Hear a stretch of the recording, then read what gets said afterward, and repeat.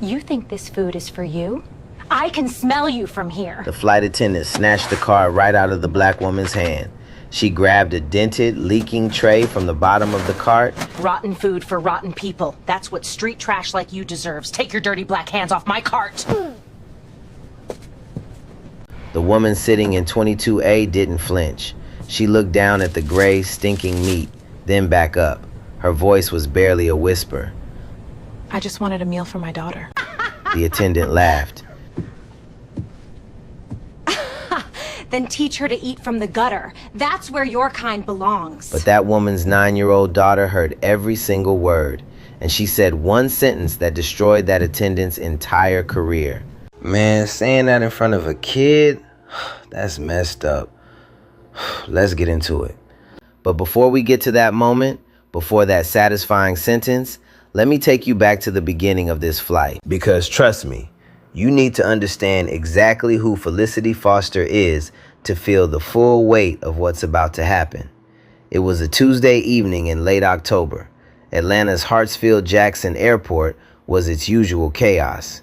Rolling suitcases clacking on tile, overhead announcements echoing off every wall, the smell of overpriced coffee and fast food mixing in the recycled air. Gate B34. Pinnacle Atlantic Airlines, Flight 1482 to Chicago O'Hare. Felicity Foster stood in the boarding line like everyone else. No first-class pass, no priority lane, just a regular economy ticket, a worn leather carry-on, and her 9-year-old daughter Nadia holding her hand. She was 42, cream-colored cardigan, reading glasses tucked into her collar, natural hair pulled into a low, simple bun. No jewelry, no designer bag, nothing that screamed money or power. And that was the point. See, Felicity wasn't just another passenger. She was the regional director of operations for Pinnacle Atlantic Airlines, the very airline she was about to board. She oversaw service quality, staff compliance, and passenger experience across more than 40 domestic routes. Twice every quarter, she did this. She bought a regular economy ticket under her maiden name, dressed down, sat in the back, and watched. No uniform, no badge, no title, just eyes, and a little notebook she kept tucked in the seat pocket. It was a quality audit, and nobody on that plane knew it was happening. Nadia was used to it by now. These trips had become their thing. Every school break, Felicity would pick a random route, and Nadia would come along. The girl treated it like a game, a detective mission.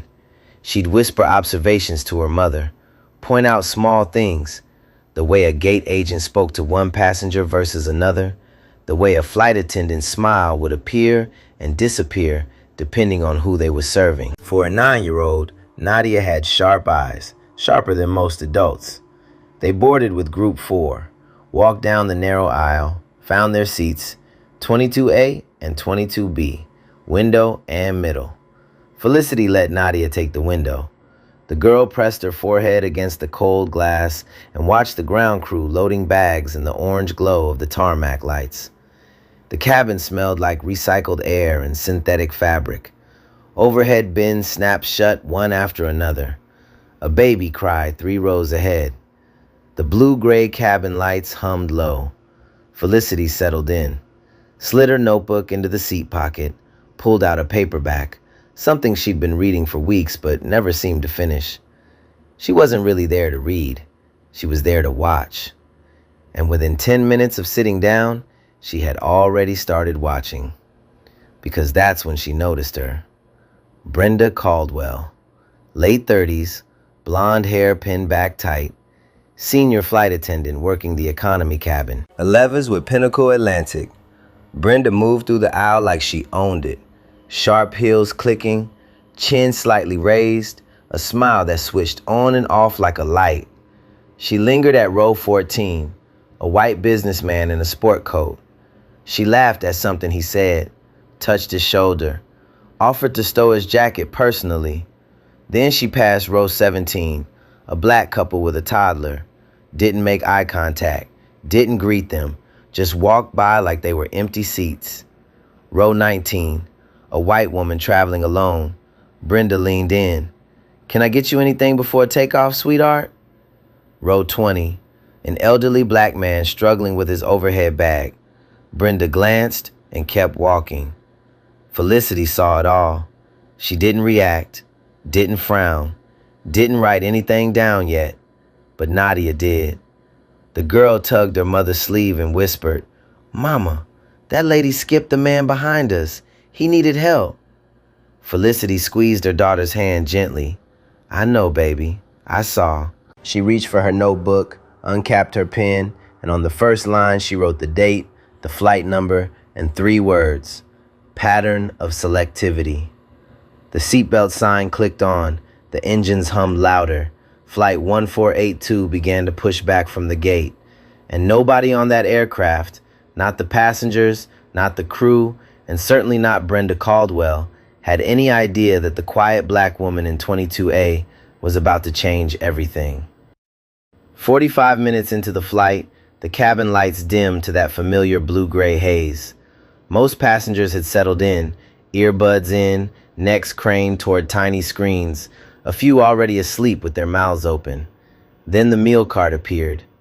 Brenda Caldwell pushed it down the aisle from the front of the economy.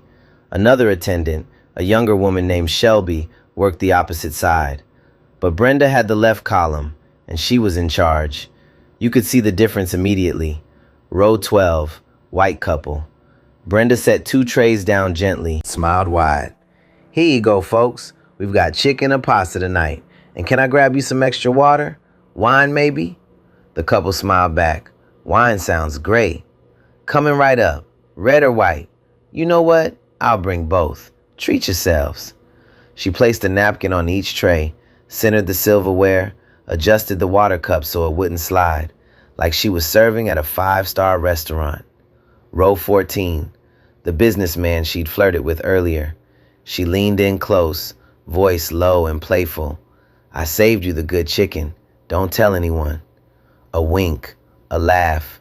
He grinned like a schoolboy. She touched his shoulder before moving on. Row 16, white woman traveling with a teenager. Same warm tone, same careful placement. "Let me know if your daughter needs anything else, okay? We've got extra desserts if she wants one later." The woman thanked her. Brenda patted the teenager's armrest gently. "Enjoy, sweetheart." Then she reached row 18, a black man in a gray hoodie, mid-30s, headphones around his neck. The smile vanished, like someone pulled the plug. No greeting, no eye contact. She grabbed a tray from the very bottom of the cart. Not the top, not the middle, the bottom, where the containers were dented and cold. She pushed it across the armrest without a word. Didn't wait for him to adjust his tray table. Didn't offer water, didn't offer a napkin, didn't even stop moving. The man looked down, opened the lid. His face changed. Something was wrong. He raised his hand to say something, but Brenda was already gone, already past him, already smiling again for the next white face. Row 19, a young black woman with braids. Same thing, bottom tray. No words, no eye contact. Shoved forward like luggage. Brenda's lips were pressed into a thin line, the kind of expression people make when they're holding their breath near something unpleasant. Row 20, Diane Lawson, white, mid-50s, reading a novel with a cat on the cover. Suddenly, Brenda was a different person again. Voice warm, posture open, eyes bright. "Here you are, ma'am. This is our best batch tonight. I made sure to set one aside for you."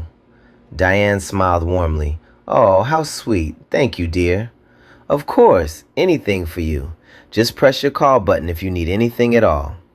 The contrast was so sharp, it was almost violent, like watching someone change masks between steps.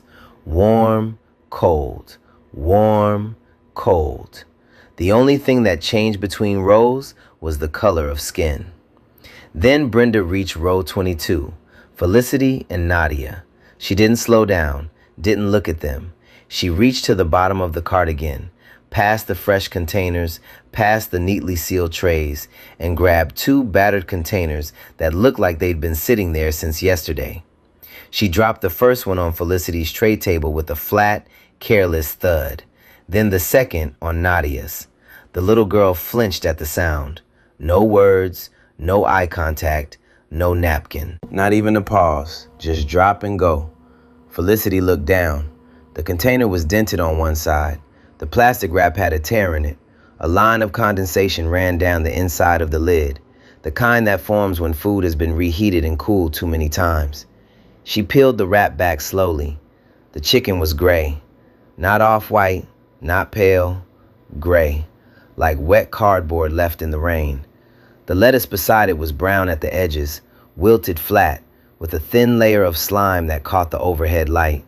The bread roll was so hard that when Felicity tapped it lightly against the tray, it made a sound like knocking on wood. And the apple, Nadia's apple, had a soft, dark bruise covering nearly half its surface. The skin had caved in around it like a rotting wound. But the smell was the worst part. It hit the moment the plastic came off. Sour, thick, warm. The kind of smell that grabs the back of your throat and holds on. Nadia wrinkled her nose hard and pressed herself back into her seat. "Mama, it smells really bad." Felicity didn't react. Not yet. She looked to her left. Row 21, a white couple. Fresh trays, bright green lettuce. Steam is still rising from the chicken. Soft bread. The woman was already eating, smiling between bites. Then she looked right, across the aisle. Gerald Davis, a black man in his mid-50s, reading glasses perched on his nose, wearing a neat polo shirt, was staring at his own tray with the exact same expression. Gray chicken, brown salad, same sour smell. He hadn't touched it. Behind him, another black passenger. Same tray, same dent, same smell. It wasn't a coincidence. It was a system. Felicity pressed the call button. The small orange light blinked above her seat. 30 seconds passed. A minute. Brenda was 3 rows ahead, pouring wine for a white passenger. She glanced back at the blinking light, made eye contact with Felicity for half a second, then turned around and kept pouring. Felicity waited. She didn't press the button again. She sat perfectly still, hands folded in her lap, expression calm, watching the light blink in silence above her head. 2 full minutes later, Brenda finally walked back. She didn't stop at the row. She stood in the aisle with one hand on the cart, her body already half turned away, like she was doing Felicity a favor by showing up at all. "Yeah?" Not "yes, ma'am," not "how can I help," just "yeah." Felicity spoke calmly, evenly. "Excuse me, I think there's a problem with our meals. The food appears to be spoiled." Brenda glanced at the tray. 1 second, maybe less. "Looks fine to me." "It's not fine. The chicken is gray. The salad is decomposing. And the smell..." "Ma'am," Brenda cut her off. Her voice dropped into that tight, controlled tone, the kind people use when they want to sound patient but aren't. "This is the economy. You get what we have. If you don't like it, don't eat it. I can see the meals in the rows ahead of me. They don't look anything like this. Different batches. They came from the same cart. I watched you serve them." Brenda's jaw tightened. She stepped half a step closer, lowered her voice just enough that only Felicity and Nadia could hear. "Look, I don't know what kind of scene you're trying to make here, but I don't have time for this. You got your food. Everybody got their food. If you wanted something nicer, maybe you should have bought a first-class ticket or tried a different airline, one more suited to your budget." She let that last word hang in the air, loaded, deliberate. Then she straightened up, put on that plastic smile, the one she wore like a costume. "Anything else?" Felicity looked at her for a long, quiet moment. Then she looked down at Nadia. The girl was sitting very still. Her small hands were pressed flat against her thighs. She wasn't scared. She was watching, studying, the way she always did. "Yes," Felicity said softly. "I'd like a replacement meal for my daughter, please. Brenda exhaled through her nose, a short, sharp breath, almost a laugh. We don't have replacements. There are fresh meals on that cart right now. I can see them. Those are reserved. For who? Brenda's smile disappeared completely. For passengers who don't waste my time. She turned on her heel and walked away. The cart rattled behind her. She didn't look back, not once.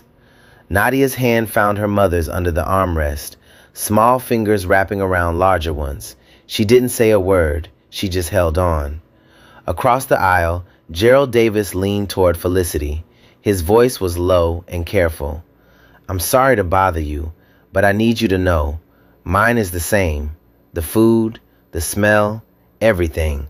And the gentleman sitting next to me, white fellow, his tray is completely different. Fresh, clean, still warm.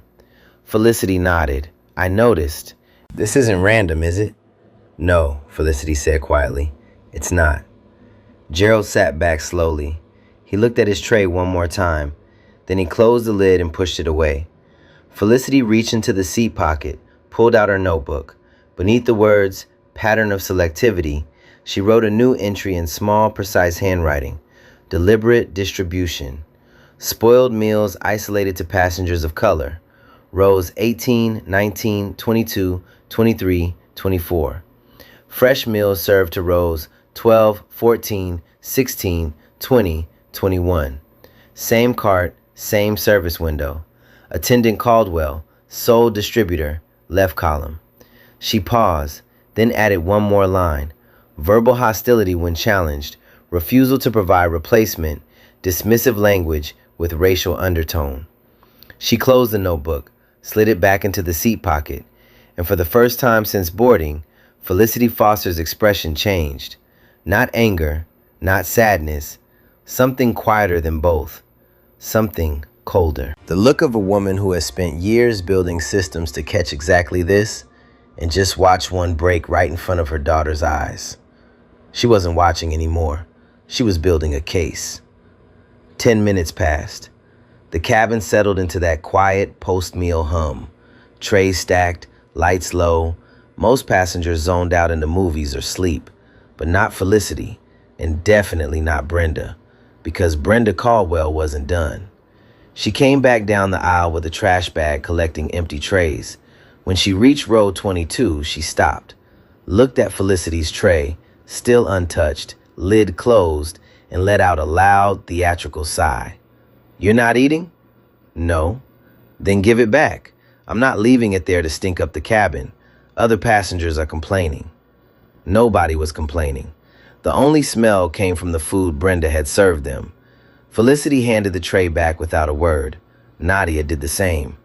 Brenda snatched both trays and tossed them into the trash bag hard enough to make the containers crack. Then she paused. Her eyes dropped to the seat pocket in front of Felicity. What's that? She was looking at the notebook. A book, Felicity said calmly. That's not a book. I saw you writing in it. Are you recording things about this flight? It's personal notes. Brenda's expression sharpened. She straightened her posture, crossed her arms. When she spoke again, her voice carried a new edge, the tone of someone who has decided to use whatever small authority they have like a weapon. Ma'am, I need you to put that away. Airline policy prohibits unauthorized documentation of crew operations during flight. If you're writing complaints, there's a formal process after landing. That wasn't a real policy. Felicity knew that better than anyone alive on that aircraft. She wrote half the airline's operational policies herself, but she said nothing.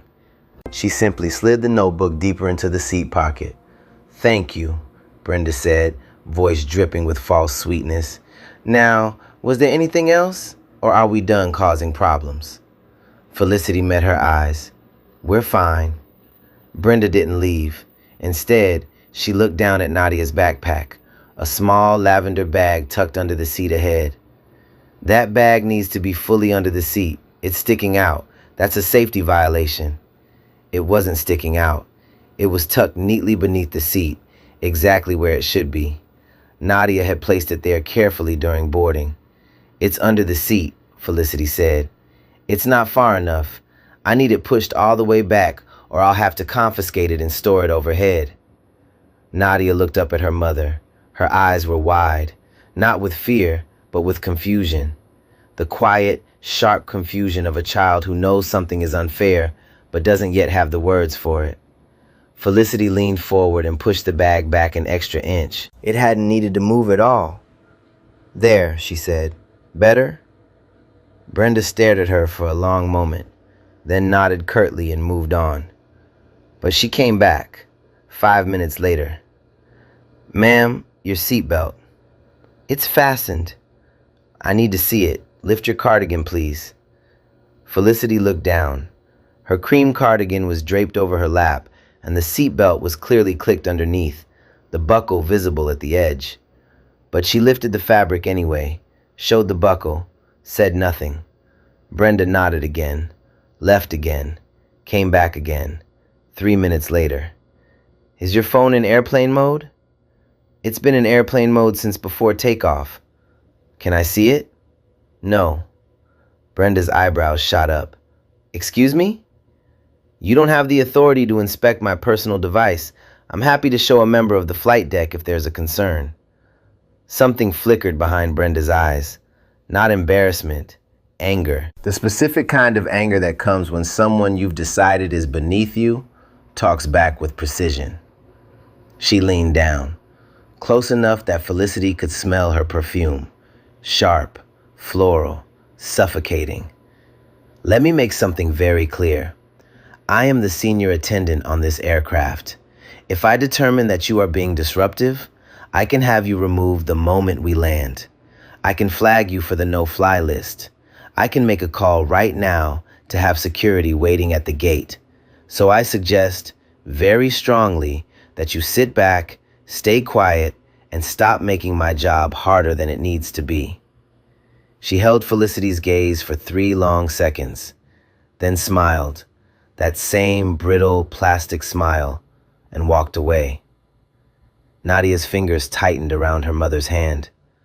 Mama, she whispered, why does she keep coming back? Felicity's voice was steady, but her jaw was tight. Because she wants us to be afraid, baby. That's all. Are you afraid? No. Nadia thought about that for a moment. Then she whispered, me neither. Across the aisle, Gerald Davis had been watching the entire sequence.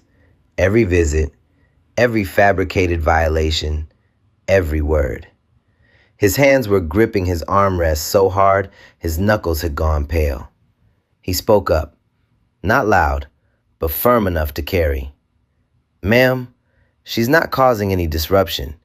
She asked for a decent meal for her child. That's all she did. Brenda spun around. Her voice went sharp and cold. Sir, I wasn't talking to you. Mind your own business and stay in your seat. I am in my seat, and what I'm seeing from my seat isn't right. What you're seeing is a crew member doing her job. If you have a problem, you can file a complaint after we land. Until then, sit down. Gerald was already sitting down. He hadn't moved an inch. But the command was designed to humiliate, not to correct. 2 rows ahead, Diane Lawson, the white woman in 20A, turned in her seat. She'd been watching for a while, quietly, carefully. She held up her own tray container, clean, bright, still faintly warm. Excuse me, I don't mean to interrupt, but she does have a point. Look at my meal, then look at hers. They're completely different. How is that possible if they came from the same cart? Brenda turned to Diane, and something remarkable happened. Her entire body language softened, shoulders down, voice gentle, hands uncrossed. Oh, I understand the concern, ma'am. Sometimes different batches get mixed in during catering. It's really just a quality control issue, nothing intentional. I'm sorry for the confusion. The shift was instantaneous and sickening, because Diane asked the exact same question Felicity had asked 5 minutes earlier, word for word. But because Diane was white, She got an explanation, an apology, a soft voice. Felicity got threats. Gerald got told to sit down. The entire cabin could feel it now. That thick, heavy silence that settles when everyone in the room knows something ugly is happening, but nobody is sure what to do about it. Then came the moment that changed everything. Nadia tugged her mother's sleeve. "Mama, I'm hungry. Can I just try a little piece? Just the chicken?" Felicity hesitated. She looked at the closed tray Brenda had already taken. But Nadia had quietly pulled off a small piece of chicken before Felicity had closed the lid earlier, hidden it in a napkin on her lap. "Baby, no, don't eat that." Too late. Nadia had already put the piece in her mouth, chewed twice, swallowed. Within 15 minutes, the color drained from Nadia's face. She pressed her hand against her stomach. Her forehead was damp. "Mama, I don't feel good." Felicity's calm, that steady, unbreakable calm she had maintained through every insult, every threat, every fabricated violation, cracked. She stood up, walked directly to the galley at the front of economy where Brenda was leaning against the counter, scrolling through her phone. "My daughter is sick. She ate the food you served her. I need water, a sick bag, and I need to speak to whoever is in charge on this flight, right now." Brenda barely looked up from her phone. "Kids get airsick all the time. It's probably turbulence. Give her some water from the lavatory." "She's not airsick. She ate rotten food that you deliberately placed on her tray." Brenda pocketed her phone slowly. She turned to face Felicity fully, and with a tone so dismissive it bordered on cruelty, she said, "Ma'am, sit down. You're causing a scene in front of the other passengers. If your kid has a stomach ache, deal with it yourself. That's not my responsibility." Felicity didn't move. "I'm going to ask you one more time. I need to speak to the lead flight attendant." "You're speaking to her." That landed hard. Brenda was the senior crew member in this cabin. There was no one above her to appeal to, not until they landed. Felicity stood there for 3 long seconds. The galley lights buzzed above her head. The coffee maker gurgled. Brenda stared at her with flat, empty eyes. Then Felicity turned and walked back to her seat. As she passed row 19, Brenda muttered something to Shelby, the younger attendant. She said it under her breath, casually, like a throwaway joke between coworkers. Always the same ones causing drama. Give them an inch, they act like they own the whole damn plane. She didn't see the phone. Seat 19B. A college kid named Corey Wilson, 20 years old, phone in his lap, camera rolling, red dot blinking. He'd been recording for the last 6 minutes, every word, every expression, every ugly syllable, and Brenda Caldwell had absolutely no idea. Yo, I need to pause right here because, nah. A little girl just got sick from food that should have been in the trash. And this woman said, "Deal with it yourself?" On camera? Brenda, girl, you have no idea what's about to hit you. The plane touched down at Chicago O'Hare at 9:47 p.m. The wheels hit the tarmac with a hard jolt. Overhead bins rattled. A few passengers clapped, the way people do when they're just glad it's over. The seatbelt sign dinged off. Everyone stood at once. That familiar rush of bodies filling the aisle, reaching overhead, pulling bags down in a wave of impatience. But Felicity didn't move. She sat in 22A with Nadia leaning against her shoulder. The girl's face was pale. Her eyes were half closed. A thin layer of sweat still clung to her forehead. Felicity had one arm around her daughter and the other hand resting on the armrest, perfectly still. She waited. She waited until the cabin emptied row by row, until the overhead bins were hollow, until the aisle was clear and the only sound left was the low hum of the auxiliary power unit and the distant beep of a ground vehicle outside. Then she stood up. She took Nadia's hand, picked up the lavender backpack, and walked slowly toward the front of the aircraft. Brenda was standing near the forward galley, arms crossed, chatting with Shelby. She had that post-flight looseness, shoulders dropped, voice lazy, already mentally off the clock. She glanced at Felicity walking up the aisle and smirked. "Oh, you're still here? Thought you'd be first off the plane with all that complaining." Felicity didn't respond. She walked past Brenda without a word, past the first-class curtain, through the jet bridge, and stopped at the gate desk. A gate agent, young guy, maybe mid-20s, name tag reading Tyler, looked up. "Can I help you, ma'am?" "Yes, I need you to call the station manager on duty. Right now, please." Tyler blinked. "Is there a problem with your flight?" "There is, and I'll explain everything, but I need the station manager here first." Something in her voice, not loud, not aggressive, just absolutely certain, made Tyler pick up the phone without another question. 4 minutes later, a man in a dark suit walked briskly down the corridor. Name tag, Douglas Bennett, station manager, O'Hare Hub. Tall, gray at the temples. The kind of guy who looked like he'd been solving airline problems since before most of his staff were born. "Ma'am, I'm Douglas Bennett. I understand there's a concern with your flight." "There is, several actually. But before I explain, I need you to hold the crew at the aircraft, specifically the senior economy attendant, Brenda Caldwell. She is not to leave the jet bridge until I've finished." Douglas frowned. "Ma'am, I'm happy to take your complaint, but I can't detain crew members based on a passenger request." Felicity reached into her cardigan pocket. She pulled out a badge, small, black leather fold. She opened it and held it up so Douglas could read it clearly. Pinnacle Atlantic Airlines, Corporate Operations Division, Felicity Foster, Regional Director of Operations. Douglas's mouth opened, then closed, then opened again. "You're Director Foster?" "Yes. We weren't told you were on this flight." "That's the point." Douglas straightened immediately. His entire posture changed, from polite but skeptical to fully at attention.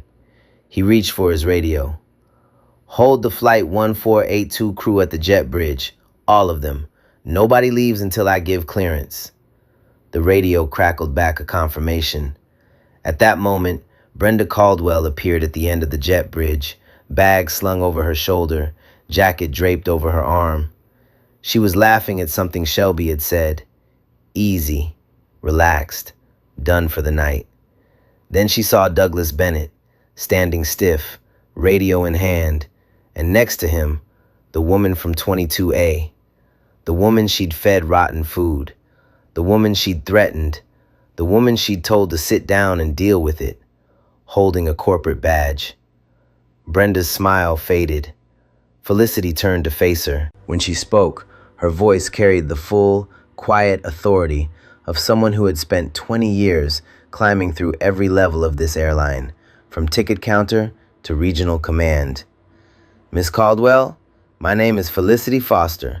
I'm the Regional Director of Operations for Pinnacle Atlantic Airlines.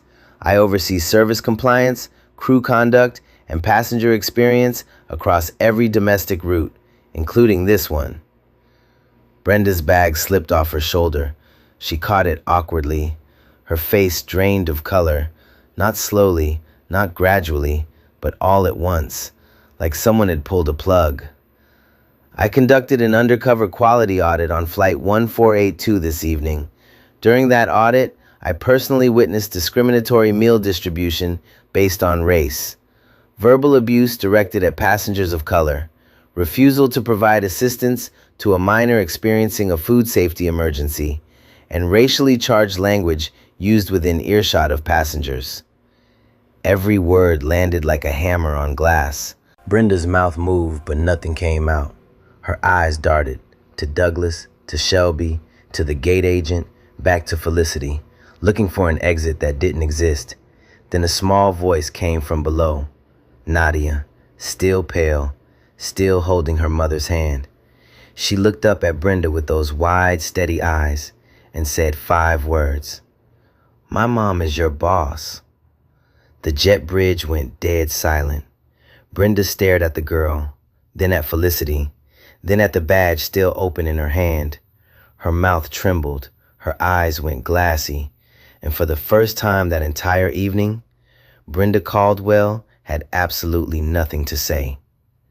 The silence lasted 5 full seconds. The only sound on that jet bridge was the distant whine of a ground vehicle reversing somewhere on the tarmac. Then Brenda broke.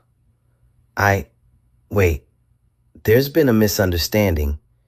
Her voice came out high and thin, nothing like the sharp tone she'd used at 30,000 feet. The woman who had threatened to put Felicity on a no-fly list was now stuttering with her bag at her feet. I treat everyone the same. Ask anyone. Ask Shelby. Shelby, tell him. Shelby stood 3 steps behind her. She looked at the floor, didn't say a word. Miss Caldwell, Douglas Bennett said, level, controlled. I'm going to need you to stop talking. But I didn't do anything wrong. I said stop. Brenda's mouth snapped shut. Douglas turned to Felicity. Director Foster, what would you like to do? Felicity didn't hesitate.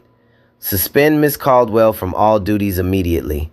Collect her airport credentials tonight. Pull all meal distribution logs and catering manifests for Flight 1482. Secure the passenger manifest for witness interviews, and open a formal report with Human Resources before midnight. Douglas picked up his radio. Security to gate B12. Crew credential collection and escort. The radio crackled. Copy. 2 minutes. Brenda's face shifted from desperate to terrified. Escort? Like a criminal? I've been with this airline 11 years. You can't do this over a meal complaint. Miss Caldwell. Felicity's voice cut through the jet bridge. Quiet, precise, final. This is not about a meal complaint. You deliberately serve contaminated food to passengers based on the color of their skin. You verbally abused a mother in front of her child. You refused medical assistance to a 9-year-old who was vomiting. And you made a racist remark on a recorded device that you thought no one would hear. Brenda blinked. Recorded? A passenger in 19B captured your comments on video. I haven't seen it yet, but I expect it will confirm everything I witnessed personally. Whatever fight Brenda had left drained out through her shoes. She tried one last thing, the thing people always try when power has shifted and they're standing on the wrong side of it. She made it personal. I'm sorry. Her voice cracked. Eyes wet, she stepped toward Felicity. I didn't know who you were. If I had known, I never would have. Please, I have 2 kids. I need this job. Felicity looked at her for a long moment. The jet bridge hummed. A plane taxied past the window, its lights sweeping across the walls. Then she spoke. Every word carried the weight of someone who had heard this exact excuse before. That's exactly the problem, Miss Caldwell. You shouldn't need to know who I am to treat me like a human being. You shouldn't need to know my title to give my daughter safe food. You're not sorry for what you did. You're sorry you got caught. Brenda opened her mouth. Nothing came out. 2 airport security officers appeared at the end of the jet bridge. Dark uniforms, radios clicking. They walked toward Brenda with calm, rehearsed pace. Ma'am, we need your crew badge and access credentials. Brenda's hands shook as she unclipped the badge from her lanyard.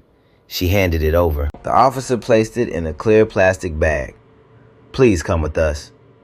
They walked her down the jet bridge, through the gate area, past the rows of empty seats, past the Hudson newsstand with its lights still on, past the janitor pushing a mop across the tile. She didn't look back.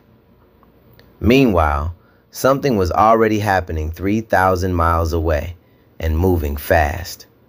Corey Wilson, the 20-year-old college kid from seat 19B, was sitting at his own gate waiting for a connecting flight.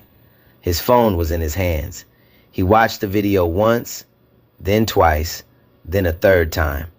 His thumb hovered over the upload button. He pressed it. Caption: The flight attendant on Pinnacle Atlantic just said this about black passengers. Caught it all. Watch till the end. Within 1 hour, 47,000 views. Within 3 hours, 280,000. By midnight, over 500,000 views and climbing.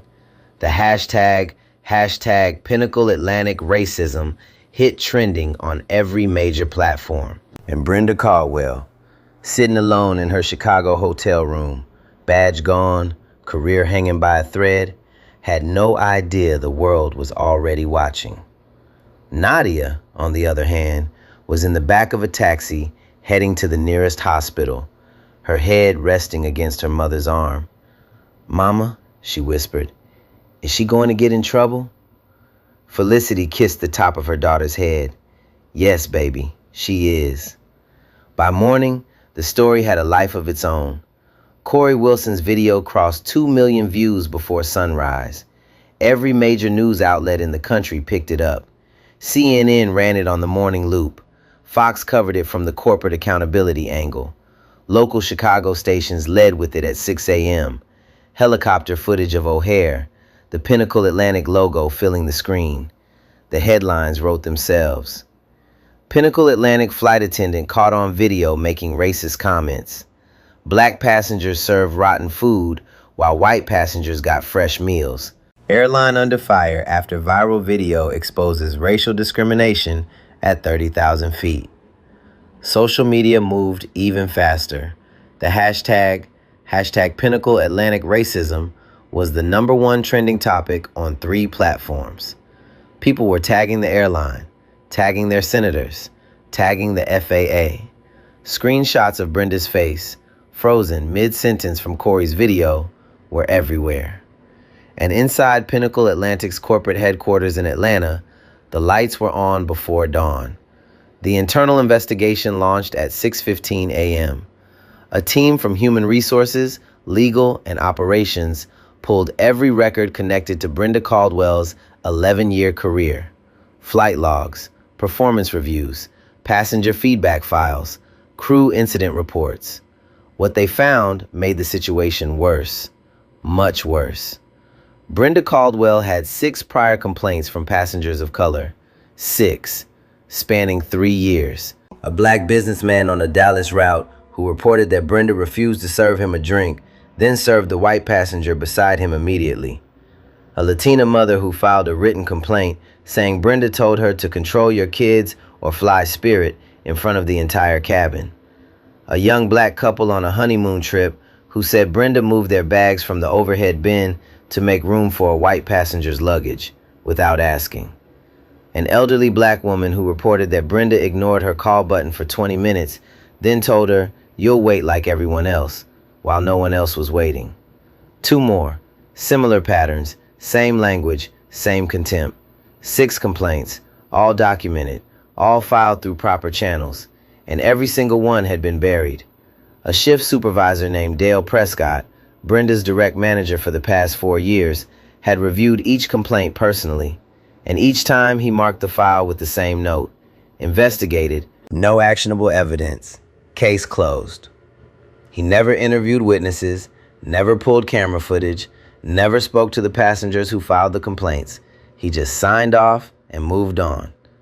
Dale Prescott was fired by noon. Brenda Caldwell was terminated at 2 p.m. with cause. No severance, no rehire eligibility, no letter of recommendation. Her employee file was flagged permanently. 11 years with the airline, and she walked out with nothing but a cardboard box and a security escort to the parking garage. But the consequences didn't stop at Pinnacle Atlantic's front door. By Wednesday, Gerald Davis, the black passenger from the aisle seat, had contacted a civil rights attorney. 2 other affected passengers from Flight 1482 joined him. Together, they filed a formal discrimination complaint with the U.S. Department of Transportation. The DOT opened an investigation within 48 hours. Federal investigators arrived at Pinnacle Atlantic's catering facility in Atlanta on Thursday morning. They reviewed food handling procedures, distribution protocols, and storage records. They interviewed ground crew, catering staff, and flight operations managers. What they found confirmed what Felicity had documented in her notebook. The spoiled meals were not a catering error. They were pulled from a batch flagged for disposal, containers that had exceeded their safe service window by more than 12 hours.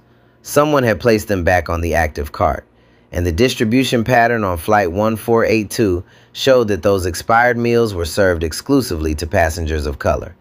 The DOT issued a preliminary citation to Pinnacle Atlantic for food safety violations and discriminatory service practices.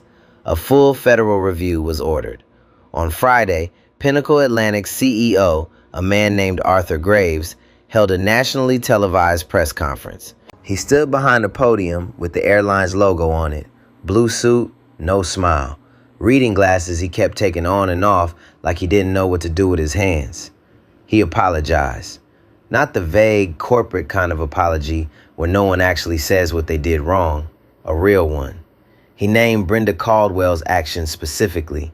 He named the failure of internal oversight. He named Dale Prescott. He acknowledged that 6 complaints have been ignored over 3 years and that the system designed to protect passengers had failed. He announced a series of reforms. Mandatory bias training for all cabin crew. Not optional, not elective, mandatory.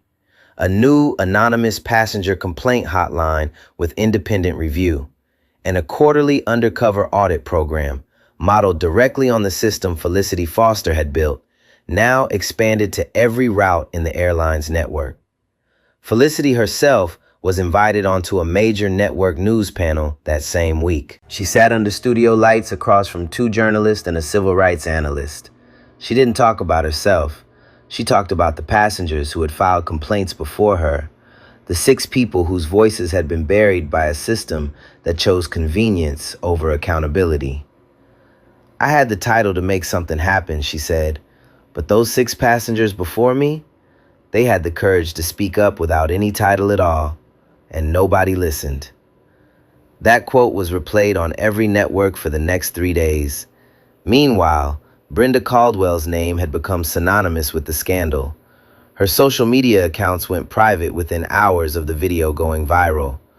A reporter from a Chicago station tracked her down for a brief sidewalk interview outside her apartment. She wore sunglasses, kept her head down, said only one thing before getting into her car. I was misunderstood. The video doesn't show the full picture. But the full picture was already out. Millions had seen it, and no amount of sunglasses could make it disappear. Felicity also filed a personal civil lawsuit against Brenda for emotional distress and medical expenses related to Nadia's food poisoning. The hospital report from that first night in Chicago, documenting Nadia's symptoms, the diagnosis of bacterial food contamination, and the recommended treatment, was entered into the court record. And Corey Wilson, the college kid from 19B who pressed upload on a connecting flight, a media company specializing in social justice content, saw his video. They offered him a summer internship covering stories exactly like this one. Stories about people who saw something wrong and decided not to look away. He accepted. 6 months later, things looked different. Felicity Foster was promoted to Vice President of Customer Experience at Pinnacle Atlantic Airlines. It was the highest passenger-facing role in the company, and for the first time in the airline's history, it was held by a black woman. She didn't move into a corner office and disappear behind closed doors. She kept flying. Economy class, random routes, no badge, no announcement, just her notebook and her eyes. Some habits don't change when the title does. The Foster Fairness Initiative, the passenger advocacy program she built in the weeks after Flight 1482, became the gold standard in the industry. It started as an internal reform at Pinnacle Atlantic, a system of anonymous audits, independent complaint reviews, and zero-tolerance discrimination policies. Within 3 months, 2 other major airlines adopted it. Within 6 months, a congressional subcommittee invited Felicity to testify about implementing equity-based service standards across the entire U.S. aviation industry. She testified for 45 minutes.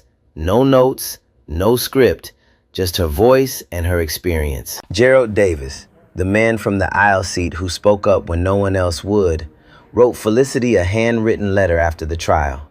2 pages, blue ink, neat handwriting. He thanked her not just for what she did on the plane, but for what she did after. "You made me feel like my voice mattered," he wrote, "for the first time in a long time." Felicity framed that letter. It hung on the wall behind her desk. Not her diplomas, not her awards, not her corporate commendations. A handwritten letter from a stranger who had been brave enough to speak when it cost him nothing to stay silent. The civil rights complaint filed with the Department of Transportation resulted in a formal consent decree. Pinnacle Atlantic agreed to 5 years of federal oversight, mandatory quarterly equity reports, and a $2 million fund for passenger advocacy programs. The airline's catering protocols were completely overhauled. No expired food would ever be loaded onto an active service card again. Dale Prescott, the shift supervisor who buried 6 complaints, never worked in aviation again. Last anyone heard, he was managing a storage facility outside of Memphis. He declined every interview request. Brenda Caldwell tried to get hired at 3 different regional airlines over the following year. Each one ran a background check. Each one found the DOT citation, the viral video, and the federal investigation tied to her name. Each one said no. She gave one more interview, a podcast this time, small audience. She cried during the recording, said she'd been made an example of, said the system failed her. She never once said she was wrong. And Nadia? Nadia went back to school that fall with a new hobby. She started a journal, not for homework, for observations. She'd sit in the cafeteria and write down how people treated each other, who got picked last, who got ignored, who got laughed at when they weren't looking. Her teacher found the journal one afternoon and asked her about it. Nadia shrugged. "My mom taught me that you can't fix what you don't see, so I'm practicing seeing." She was 9 years old. One evening, a few weeks after the promotion, Felicity was packing for another audit flight. Nadia sat on the bed watching her fold the cardigan into her carry-on. "Mama, where are you going this time?" "Denver." "Can I come?" Felicity smiled. "It's a school night, baby." Nadia thought about that for a second, then grinned. "Fine, but next time, can we audit the ice cream shop instead?" Felicity laughed, a real laugh, the kind that comes from somewhere deep and warm. Deal. Look, this story, fiction. But that feeling in your chest when Brenda dropped that tray, that's real. That happens every day. No cameras, no boss watching. So the real question is simple. When you see it happen, what do you do?